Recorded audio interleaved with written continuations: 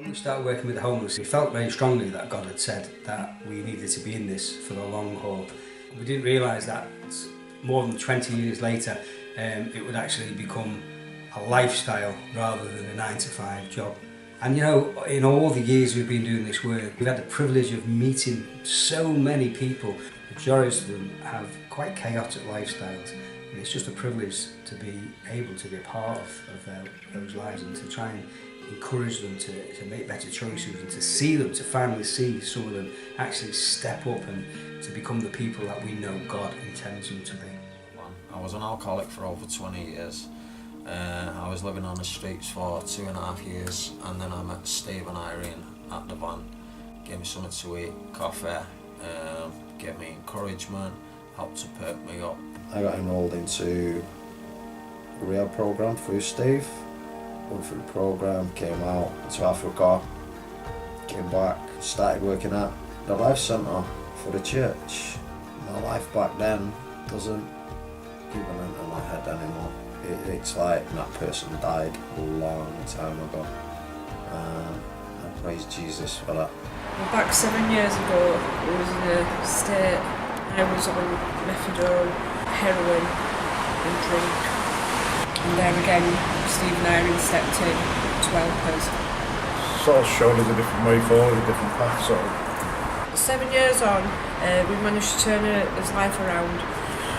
We've got a small boy together. I've started doing voluntary work, helping others with addiction, mainly with families who have got social services in their lives, because that's where I've come from. So 4 years ago, we really felt God asking us to sell our home, and we moved into this property, which is so much more practical. And we have lads and girls to stay with us just short term, but it's been such a privilege. We just make it home, so you know, we'll tell them to put the kettle on. We don't look after them as guests. They become a part of the family. A lot of these guys and girls have never really had a family, so just going out for walks or playing games, or just having a meal around the table, it's just so big for them. Things that we can take for granted. I stay quite a lot at Steve and Irene's house. I sleep a lot better there than I do at my own in Salford. When I come to Steve and Irene's, it's the only place I feel peaceful. When I came to your van the first time, I couldn't believe how low I was in life. I didn't want to live any longer. I'd lost my mum, she died. The City Centre Ministries led me to the church and to know the Lord. Stephen and Irene invite me to their house. We cook together, we share stories together, we watch the television. It's a complete change for me, and I thank the Lord that He's introduced me to City Centre Ministries of Manchester, and particularly Stephen and Irene, who I know I am part of their wonderful, wonderful family. We truly believe that people come and really experience a touch from God.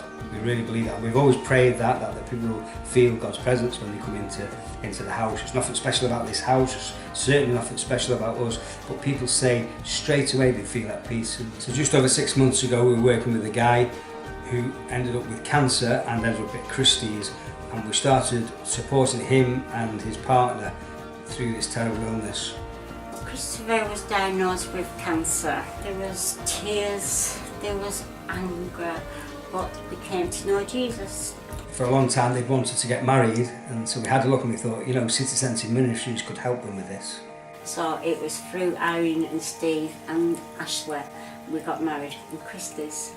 So we both became Christians on my wedding day on the 16th of November. Sadly, about 2 weeks after their wedding day, Chris passed away. But it's lovely actually that we're still supporting his wife, and we're still seeing her regular. It's just great to see how God uses City Centre Ministries to really affect people's lives. And you know, throughout the years we've seen God touch people's lives really, really deeply.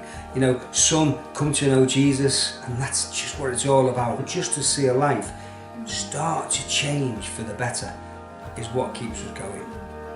We're so grateful to God for what He's done in in the past with City Centre Ministries, but now we're looking forward to the future, and we're really in faith and just expectant to see what he's going to do in the lives of these people.